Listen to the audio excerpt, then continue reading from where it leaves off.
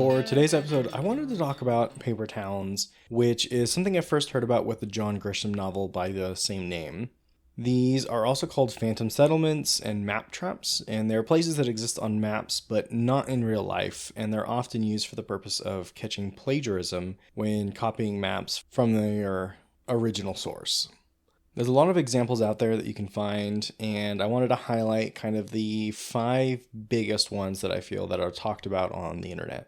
First up is Argleton, Lancaster, UK, and this one even appeared on Google Maps until it was removed in 2009. There's not too much notable about it other than it was actually on Google Maps.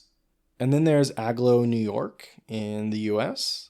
And this is the paper town that was actually featured in the John Grisham novel that I had mentioned at the top. And it was created in 1920 by the General Drafting Company as a copyright trap, and it became sort of a real place when the Algo General Store was built at the location marked on the map.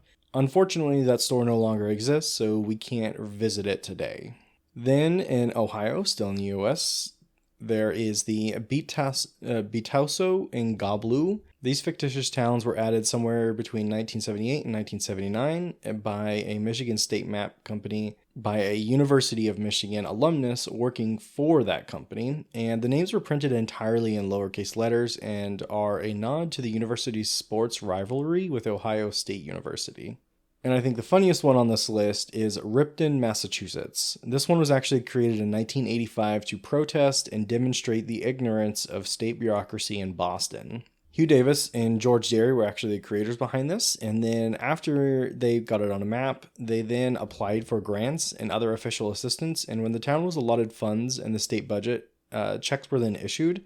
This money was then deposited all into an escrow account where eventually the hoax was discovered and the funds were returned, and no action ever came of this. The matter was dropped after that.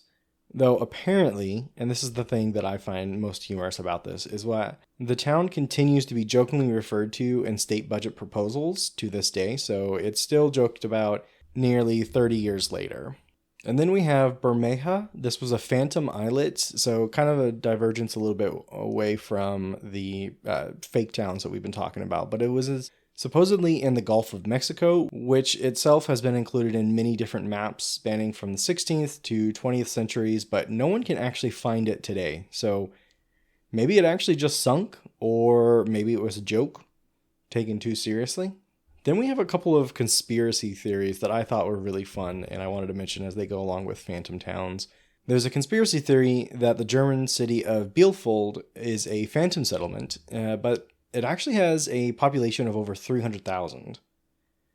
There are claims that the city does not exist, and it is instead an illusion propagated by various forces to distract and mislead the German public. It first popped up on a German internet site in 1994, and the conspiracy is supposedly propagated by an entity known as SIE. The theory is based on 3 questions. 1. Do you know anyone from Bielefeld? 2. Have you ever been to Bielefeld? And 3, do you know anyone who's ever actually been to Bielefeld? And a majority of people are actually expected to answer no to all 3 questions. And anyone who actually answers yes to any of these questions or claim to have knowledge about Bielefeld are promptly disregarded as being part of the conspiracy or having themselves been deceived by the conspiracy into believing it actually does exist. And then we have Leiria, Portugal, which has a population of 128,640, and this conspiracy actually gave rise to the song Leiria Não Existe. This myth looks like it originated from a combination of different places, including a video on Reddit in the absence of Leiria in a early version of Euro Truck Simulator 2. During the early bits of the map when it was under development, you could just drive down the highway and you would never actually see the town or any exit signs for this place, and so it just didn't exist yet. Of course, in today's world, that myth quickly gained traction through the normal means, like on social media with memes, hashtags, and online discussions, all of which just further built up the popularity of this meme, and more people wanted to latch onto it. And it started gaining media coverage, including a book by a comedian, a song by a local singer, and a discussion on popular radio shows, which all just, kind of skyrocketed it. Despite the initial absurdity, Liera embraced this myth, using it as a unique marketing strategy to promote the city and attract visitors, which is just a very smart way. Lean into meme culture, lean into the meme about whatever it is you have going on, because honestly, though, it's a flip of a coin. Either we see it tremendously work or it just falls flat on your face. There's really no way of gauging it and knowing exactly if it's going to work or not. You got to roll the dice with these kinds of things. But the Liera does not exist myth has become a local legend, and I think that's just, showcases the power of memes and social media and its ability to perpetrate narratives of non-existence. So we have phantom towns and conspiracies of phantom towns, but we also have phantom islands, which are purported islands which were included in maps for a period of time, but were later found not to exist. These are different from lost lands, which are those that have been lost to the sea or destroyed, which there are plenty of those as well.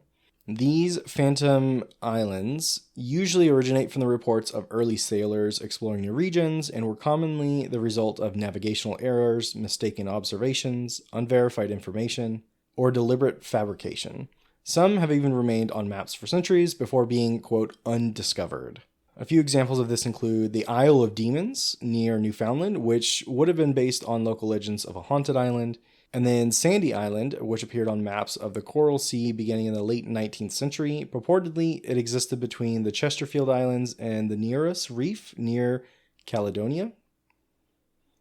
near New Caledonia. However, it was, quote, undiscovered in the 1970s. Nonetheless, it continued to be included in mapping data sets into the early 21st century until its non-existence was reconfirmed in 2012. There are plenty of other phantom islands that are also misidentifications of breakers, icebergs, fog banks, pumice rafts from underwater volcanoes, or optical illusions. There is a surprisingly very long list of these islands on the wiki page that are fun to read through, and that's why I will always make sure to include the link dump, which will have all the links to various resources and all the sources for everything I talk about. And I highly encourage you to check out the Phantom Islands article because it's a very fun read to check out some of these fake islands and the history behind each one of these. That's it for Alcove episode today. I hope you enjoyed learning a little bit more about paper towns, and let me know if you have a favorite paper town or if you find a new favorite Phantom Island.